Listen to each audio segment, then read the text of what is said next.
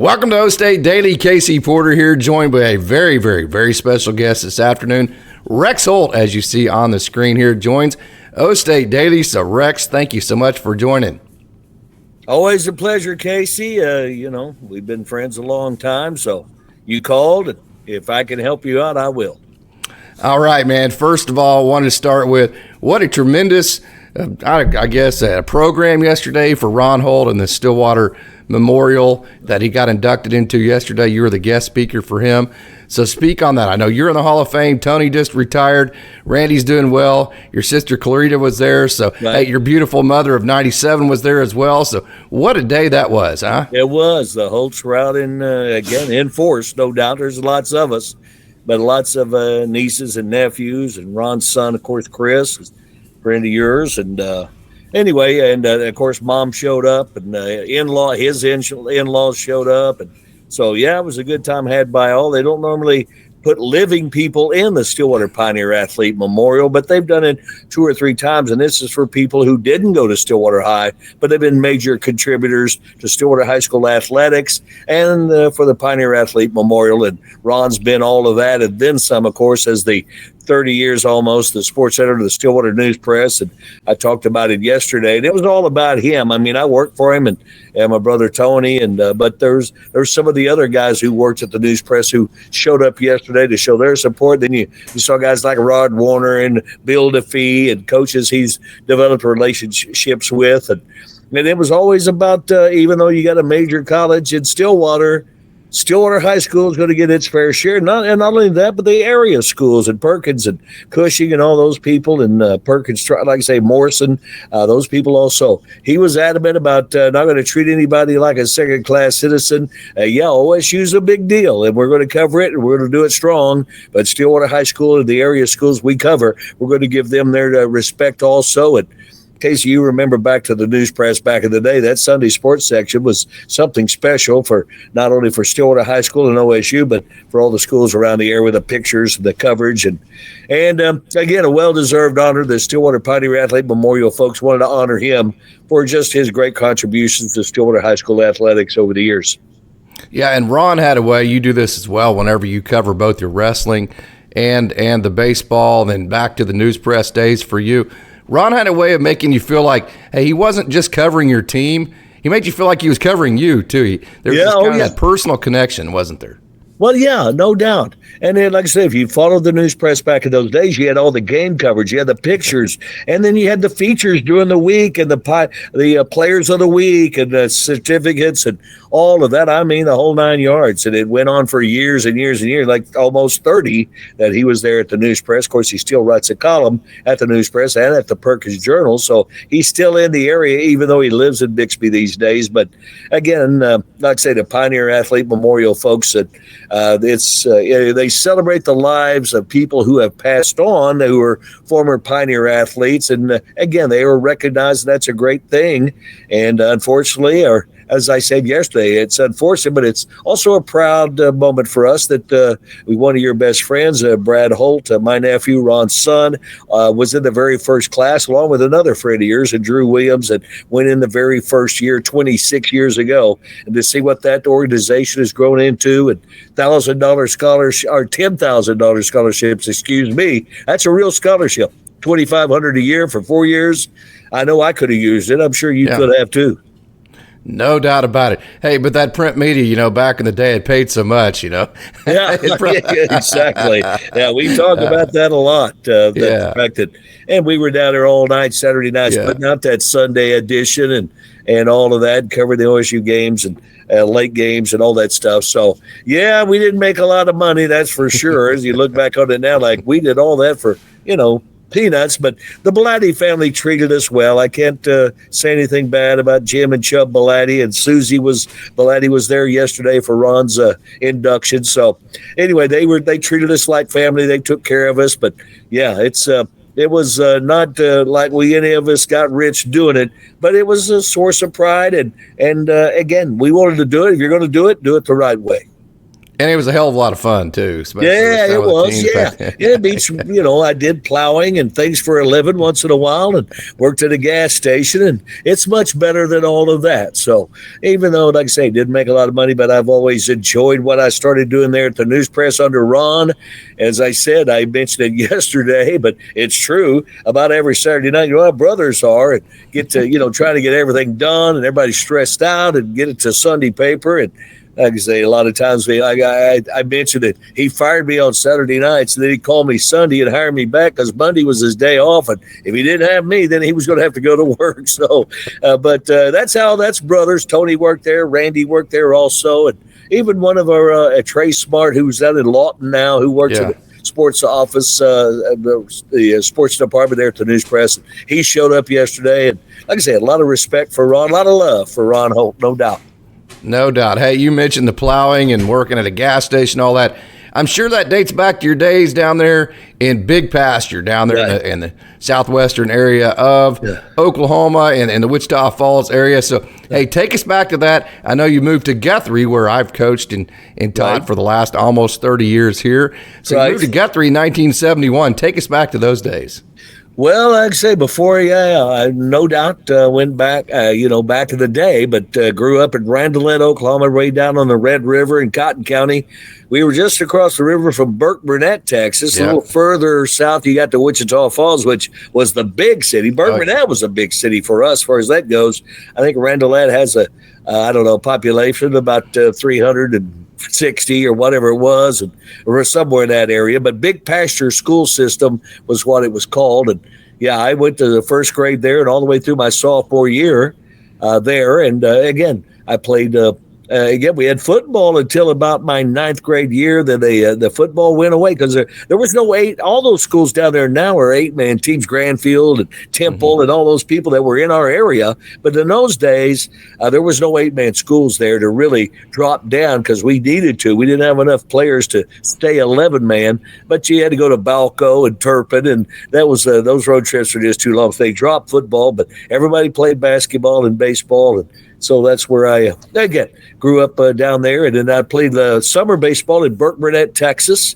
And again, a great league over there. And when I was little, we had the Randolph team that we won it 2 or 3 years. And then after that, I played for, again, we had to split up a little bit. And all the players who were still playing, and only about 4 of us probably who played all the way up at that time. And I played for Burke Burnett Bank. And anyway, I got to play with my brother Tony. My last year was his first year.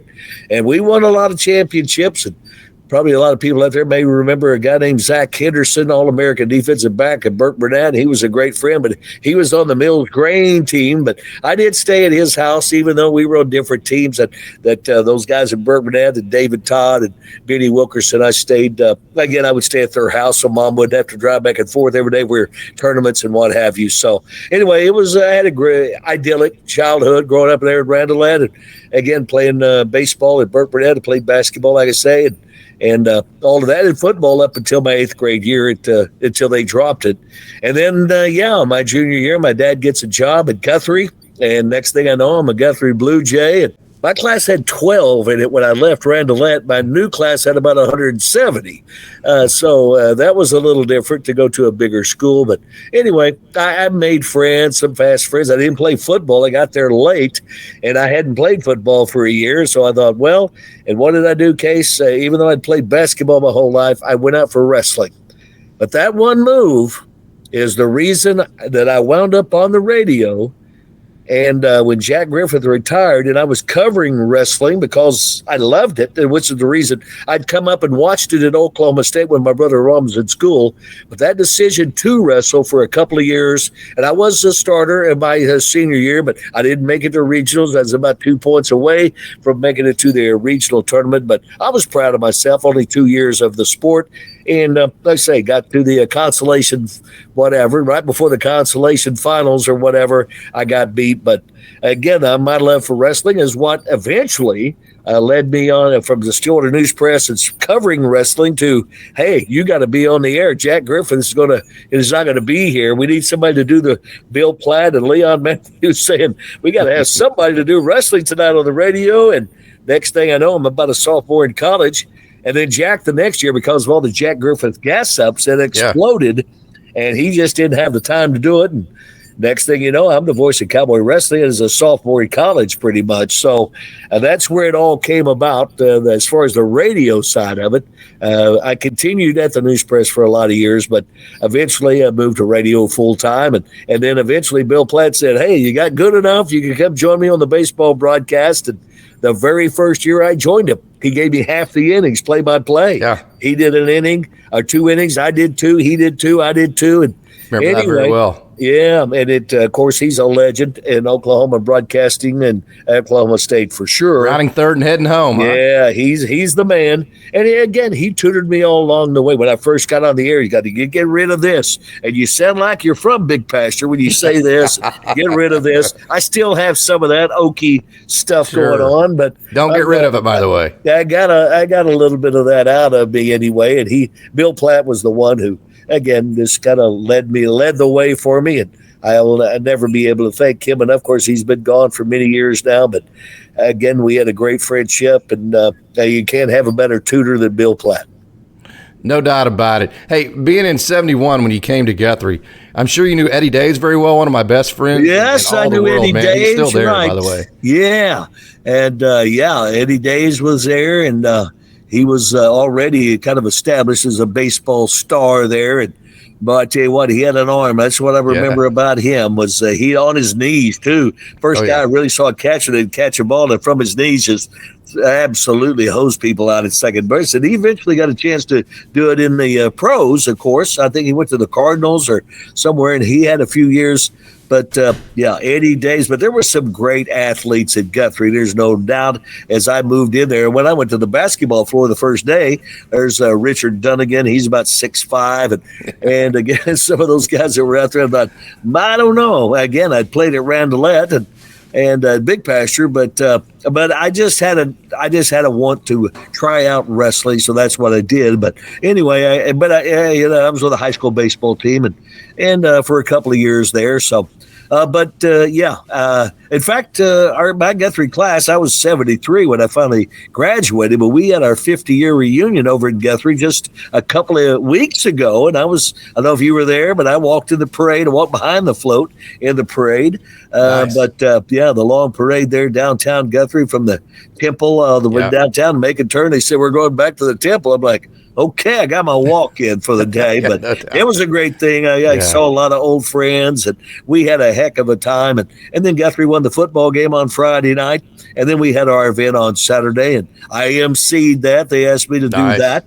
But anyway, it a good time had by all, and lots of great friends that I hadn't talked to in forever, and it was a good time over at good old GHS to reminisce and all of that. But I was only there 2 years, but again, that's how my alma mater, high school wise, and I have fond memories of my time there. And I got a few letters. I was never a star, but I got to play everything, and I had a good time. You mentioned Jack Griffith, of course. Those of us who grew up in Stillwater, we remember all the great pizza they used to make, the By and By pizza, and then all the different convenience stores throughout town. So very cool that you got that turned over to you, the wrestling part of it, as a sophomore in college. And in 2016, come full circle. I know you don't like to talk about yourself, but got to go here. Congratulations to being inducted in the Wrestling Hall of Fame, Rex. That is a huge award in 2016. So talk about that if you don't mind. Well, because, again, I started that year. I did a couple of matches that year. And then the next year, Jack completely retired. And again, KSPI originated college wrestling on the radio. And Jack Griffith was the first play-by-play guy. None of you say you got to hear Jack. A lot of people didn't. But he reminds you of Dizzy Dean or some of those folks back in the day. And I remember him, I'd be listening to him on the radio from a national tournament or a duel somewhere. And he'd say he's hunkered up like a toad frog in a hailstorm or whatever. He had all that kind of stuff going on. And then when I got in there, I had all of the terms I still remember because I had wrestled a couple of years and I'd studied it and learned a lot of the terms as far as the holds and things. And I remember after, about the first year I really did, I got a letter from an older lady who said, "I love what you're doing, but a lot of us don't know a lateral drop from whatever, just tell us what's going on. Yeah. So it's kind of a thing where you can get too technical for all the OSU wrestling fans. They want to know. And I said, well, they grabbed him by the, headlock they could get. Yeah, fireman's carry. I think some of those things you can get by with. But some of the technical terms for some of the moves, they had no idea what I was talking about. So I kind of blended some of the technical terms and just started doing, hey, he's got him by the leg. He's whatever. Got him underhooked under the left shoulder and whatever the case may be. And comes some letters from some of the fans that helped me along the way to don't be so technical, because a lot of us didn't wrestle, and that doesn't mean anything when you say some of those things, but just tell us what's going on. So try to be a little bit more, play-by-play as far as what is he doing? Well, he's got his two hands on one arm and he's doing this or whatever. So it was it's been a wonderful ride as far as I could develop my own style, I guess is what I'm getting at. I didn't try to be him. And when I did play-by-play, Bill Platt, everybody says rounded third and heading home. It's legendary. Why don't you say it? Well, that's his line. Once in a while, special occasions. If she's going to Omaha, yes, I'll say it in a tribute to the late great Bill Platt. But a lot of things that he said, I still use humpback liner. I use some of those terms for some of the things that happen on the field. But as far as, every time I do quote him, I give him credit that, some of the phrases that he used to use. So, but I try to develop my own style, my own pattern. I think I've done that for the most part. It's, this is my style. This is what I do. And go from there. And again, baseball, like I say, wrestling and baseball. I do Stillwater High School football on Friday nights too. And, but anyway, I kind of hopefully have developed my own kind of style about all that. No doubt about that. There's too many, I'm sure, to pin down to one, maybe even two. When you talk about the excellence in wrestling, you've gotten to cover the greatest program, not greatest wrestling program, but possibly, for a long period of time, the greatest collegiate program of any sport, of any college that's ever existed. Talking about Oklahoma State wrestling. And then that huge, just the legendary run in the 80s and then the 90s and then in the early 2000s and just the great OSU baseball throughout the years that you've gotten to cover. So let's start with wrestling. I'm sure there's too many to pin down to one or two. Maybe the Mitch Shelton, Dr. Death, maybe that day. But is there any moments that stick out to you? Well, I mean, obviously that one does, and I have it on tape somewhere, but I sound like a maniac when it happened. You'd think I'd go back and listen to it like, man, but it was an awesome moment, no doubt, because, you thought he had no chance to beat Dr. Death to begin with. He's a 4-time All-American, and he was an absolute stud. He has passed on since then, and I knew him very well. In fact, I would say that we developed a little friendship over the years for whatever reason, but yeah, you felt like Mitch Shelton, who was, back when they had big heavyweights at 350 and 400 pound heavyweights. I mean, the big guys, so they don't allow anymore. I think 285 is the limit, but Mitch Shelton was one of those overgrown heavyweights, and a big guy, didn't move a whole lot, but he was about 350 pounds or whatever. The fact that OSU had to win by bonus points in that duel. Well, you thought, well, there's no shot because, you don't think Mitch is going to beat Dr. Death. Steve Williams was his name. He's not going to beat him anyway. But if he could somehow beat him, is he going to get bonus points? And lo and behold, Dr. Death was his own worst enemy that night as he shot in there, got in underneath Big Mitch, and then he tried to elevate him. And the next thing, and because we were right down on the floor, and I mean, right down by the mat, but I'll never forget, as he was trying to elevate him, he looked right at, I caught his eye contact as he was kind of looking our way, his head was off to the side, and that thing started falling the wrong direction, 400 or 350 pounds going the wrong way. And you can just tell in his face, like, uh-oh, that wasn't a good thing to do. And when they hit the mat, he was flat. So not only do you win, but you get the fall, and OSU pulled the duel out. And, that was absolutely unbelievable. And in fact, Dr. Death was a couple of the greatest moments of the David Hilly. OSU didn't have a heavyweight. They brought a kid from Lawton in that was a 190-pounder in high school or something. And said because the heavyweight was injured, we need somebody to come out, and he came out.